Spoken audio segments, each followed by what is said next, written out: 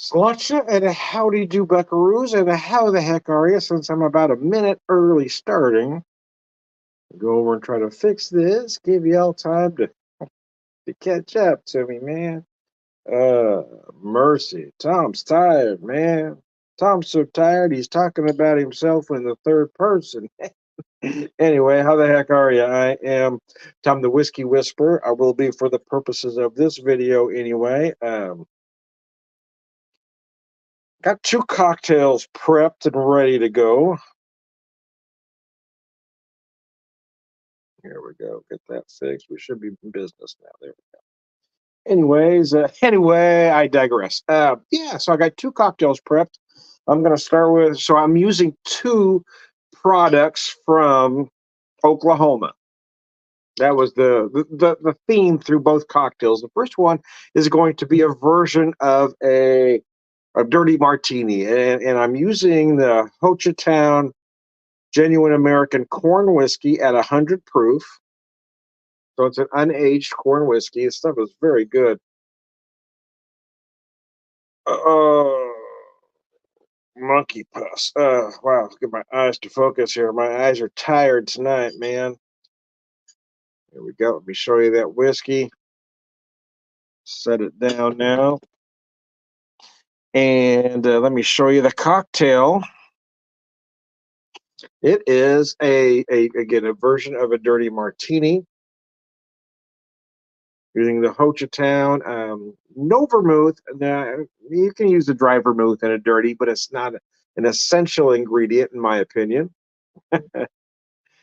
So yeah, just a little bit of olive juice in there, and I've got three, count them, 1, 2, 3 feta stuffed olives. My wife picked these up for me. I like to use different olives. I use a traditional pimento stuffed every now and again, but yeah, I mean, I like to use almond stuff when I can find them. I've used jalapeno stuff, various other pepper stuffed. I use about everything except anchovy stuff. I'm not a fan, but anything but that. The last olives I used were bacon cheddar stuff, but now I've got some feta. I've used blue cheese stuff in the past. I think it's the first time I've used feta stuff, though. I don't remember seeing them before, but my wife found them. Anyway, Sláinte, as we have the first martini, got my cocktail shirt on. We're ready to go, man. Let's kick this pig.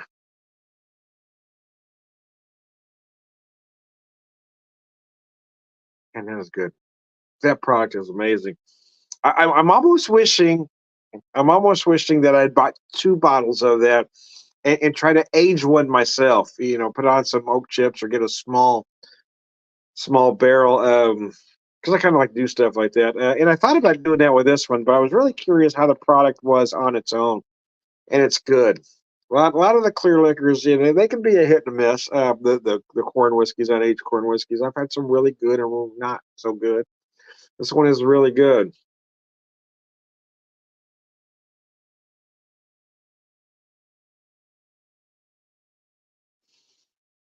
I had another product from Hochatown too, man. The Hochatown's making some serious whiskey. I say I wish I had bought more stuff. Truth is, I was already spending more money than I should have. So I really couldn't afford to spend more money. But yeah, the products that we got there, I brought two products from Hochatown, and I tried a third one at a bar. And I tell you what, I can't say enough good about the Hochatown products. I really want to visit that distillery.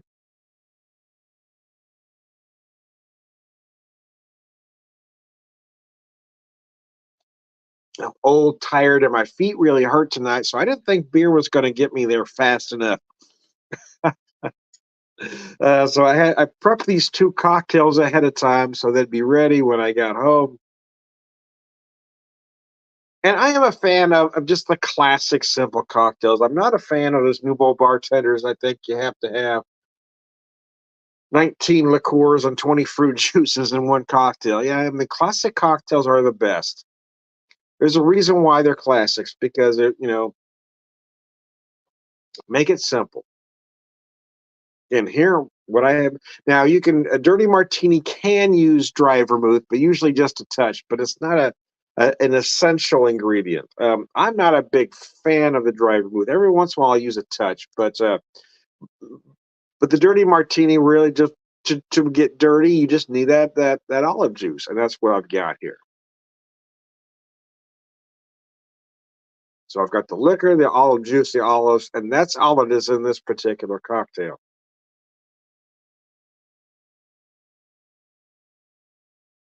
I just don't understand the need to add 100 ingredients. It just doesn't make sense. Ugh. I know this looks more like a glass you would serve a Manhattan in, but I thought it worked for a martini as well. I'm trying to remember where these glasses came from. I don't remember if these are some my wife had or if it's some that she picked up at the thrift store in St. James. I think they came from St. James, but I'm not 100% sure. She bought a lot of glassware out there at a little thrift store there because it was very cheap. But she also brought in some stuff that had been boxed up for a while, and I'm not sure if these are them, but I'm pretty sure these are the ones that came from St. James. I just like the shape of them. Again, I typically use them for a Manhattan, but I thought well, it would work well for a martini as well.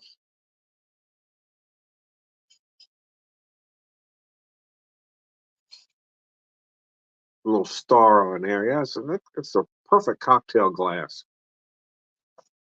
The corn whiskey is a little sweet, so yeah. I mean, it's not like using vodka, where you're not going to have a lot of taste, but it's not like using gin either, where you've got those botanicals. So if you're going to use a whiskey, an unaged whiskey, you really need it to be a good quality because you're going to taste it. So if it's harsh, your cocktail is going to taste harsh. But there is a little bit of sweetness here, but not so much that it's off-putting.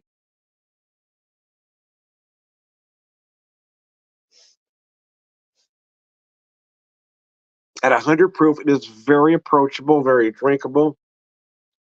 But yes, had I the money, I would have loved to have a second. At the time, I didn't know what it would taste like. So if I ever get back in that direction, I'll buy as much of Ho Chi Town as I possibly can. I just wasn't, I wasn't aware of the quality at the time. I kept hearing good things, but so I bought what I could. But yes, if I ever get back there again, I will definitely buy an extra one just to try to age myself to see what I end up with.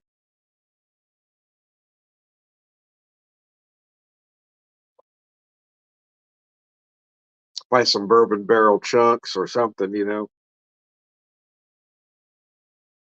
I've done it in the past just using oak chips, which isn't quite the same because you don't get those char notes, but you do get a lot of flavor. Then again, the better quality whiskey you start with is, the better your end product is going to be. Oh, damn, I'm tired. Getting old, man, getting very old.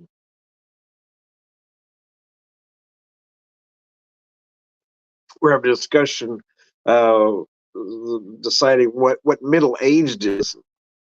The one person thought middle age was about at 60. So you're going to live to 120? You know, I'm not living to 120. What do you think middle age is, Tom? I say, oh, about 40, 45.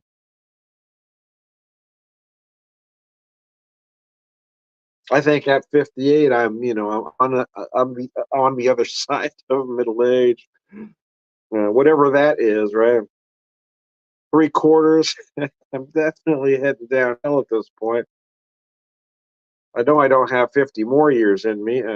Not that I want it, to be honest with you, but I know there's now 50 more in there. Well, like a few more. Don't get me wrong. I'm not saying I want it to end.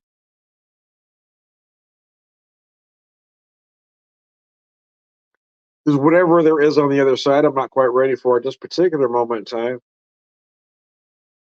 Or if there is no other side, I'm not ready for that either.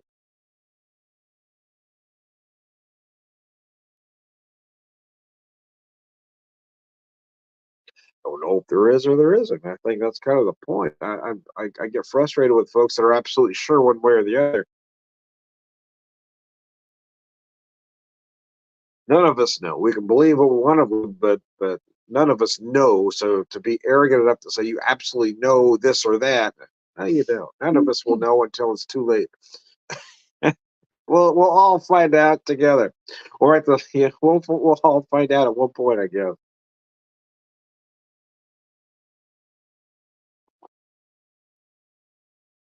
Unfortunately, we can't come back and tell anybody.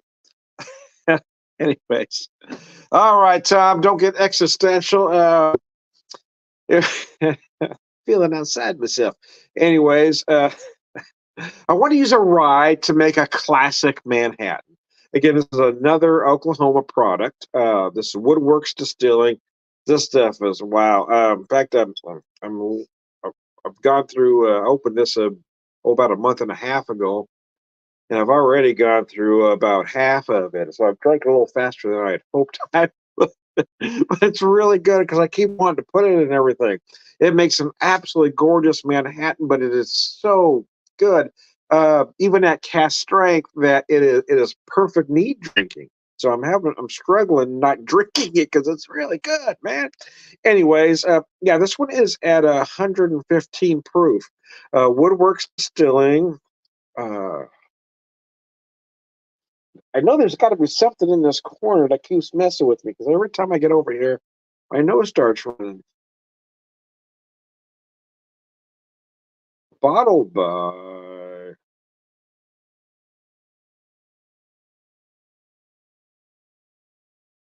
Trying to read the. My eyes do not want to focus tonight, man.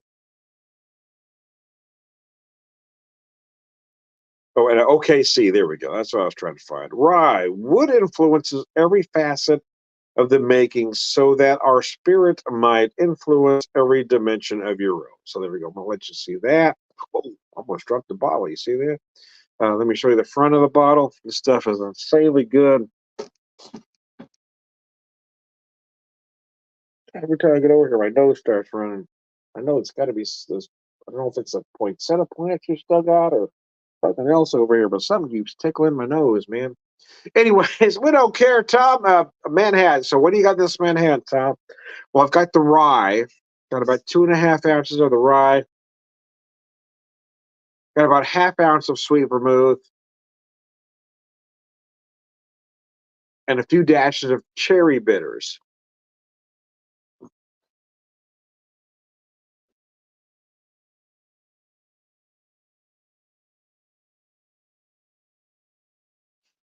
Damn, that is delicious. Oh man, that is the perfect Manhattan right there. I gotta tell you, I know that'd be a $20 Manhattan now, man. At least 15 anyway. Yeah, it's good. No, using that cast strength, that'd be at least 20. I'm pretty sure. That's why I don't typically order cocktails out. The only exception or the only caveat is that if I'm on vacation, if I put money specifically aside to go on vacation, then I don't count them. I do things I don't typically do in my everyday life, right? Because I'm a bit of a tightwad. I'm gonna own it. Um, Probably caught that from my wife. We're gotten a little frugal in my old age. But we're on vacation.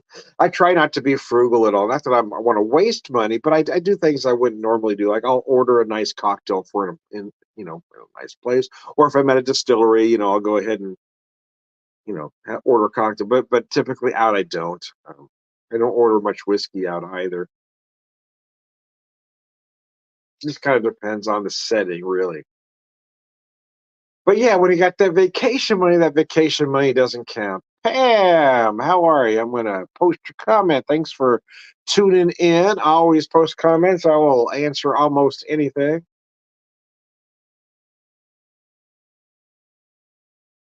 Oh yeah.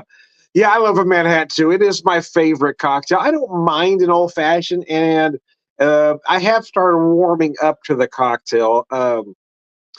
But there's a couple things I'm not crazy about in old fashions. Most places make them too sweet for me, so I can make them myself and get them right where I want them. And I've also enjoyed making some of my own simple syrups. But the other thing is, most a Manhattan is almost always served like this, straight up. Means it's chilled, but there's no ice in the glass. Where the old fashioned is the opposite, typically served on the rocks or a big cube or whatever. Most of the time, not all the time, but most of the time when I have an old fashioned at home, I will serve it just like this because I'm not a fan of ice in my drink.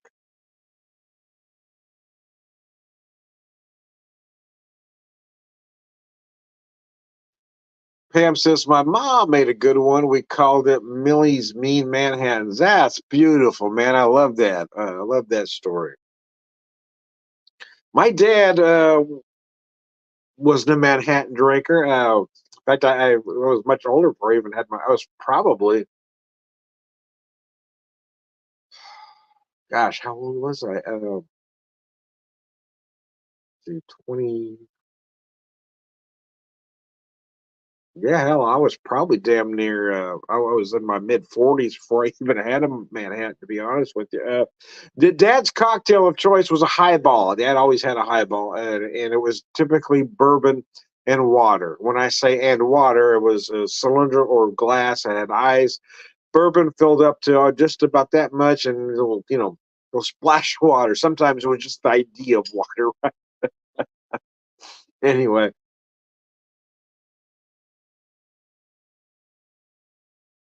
Dad only had three bourbons in the house.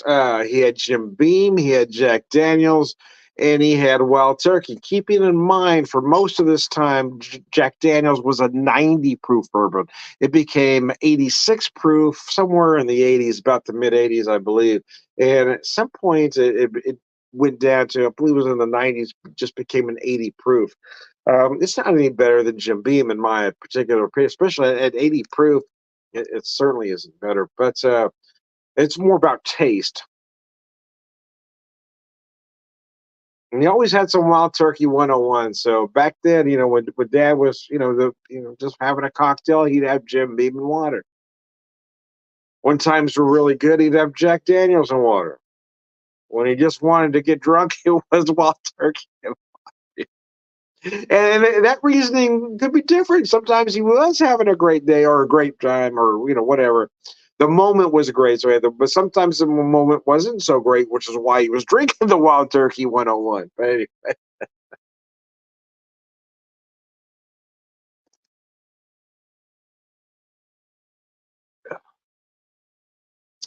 I can't, or I will use a bourbon in a Manhattan from time to time, but I will always use a traditional bourbon that uses rye as a secondary. I will never use a wheated bourbon in a Manhattan because it's just too sweet. And a high rye bourbon is perfect in a Manhattan. But traditionally it is a rye, but a bourbon isn't necessarily, you know, out of the realm of possibility either. But I typically would use a traditional bourbon that uses rye as secondary. Otherwise, you got a very sweet drink. That's my issue with an old fashioned too. A lot of folks want to use wheated bourbons in an old fashioned, and I personally think it's just too sweet. If you're going to use a bourbon in an old fashioned, you really got to use a traditional bourbon. Otherwise, you got a very sweet drink.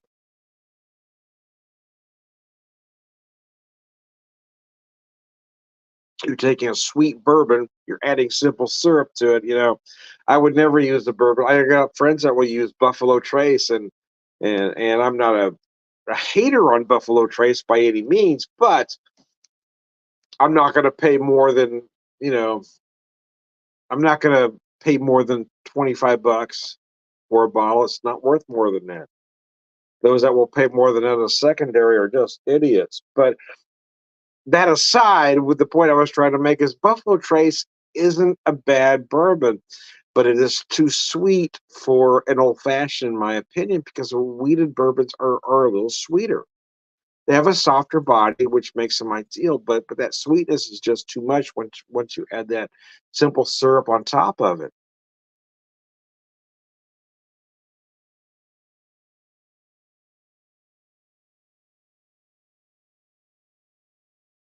What I love about a cocktail like this is that you do want to start it cold, right? You want to chill it to perfection, but you don't need that ice in the cocktail. You don't need to stay cold.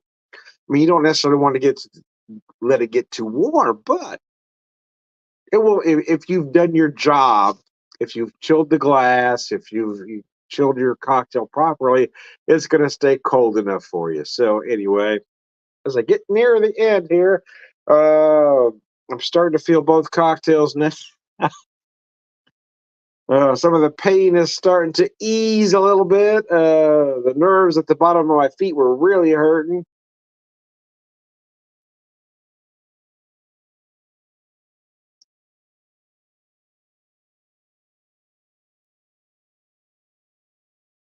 Had to come home, get my clothes off, get some comfortable pajamas on, and put the cocktail shirt on, so it looks like I'm dressed. Now, if this was the summer, I wouldn't even wear pajama bottoms, right? I just, I'm usually just dressed from the. But anyways, I digress. So, Ho Chi Town corn whiskey was used for the martini. The Woodworks cast strength rye. This stuff is absolutely gorgeous.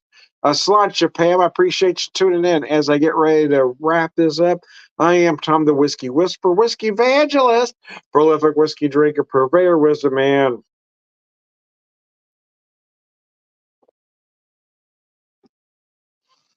All around good guy. Pam, I want to thank you for your comments and for tuning in. Man, I really appreciate it. I am Tom the Whiskey Whisperer, Whiskey Evangelist, prolific whiskey drinker, purveyor, wisdom, all around good guy. Sláinte.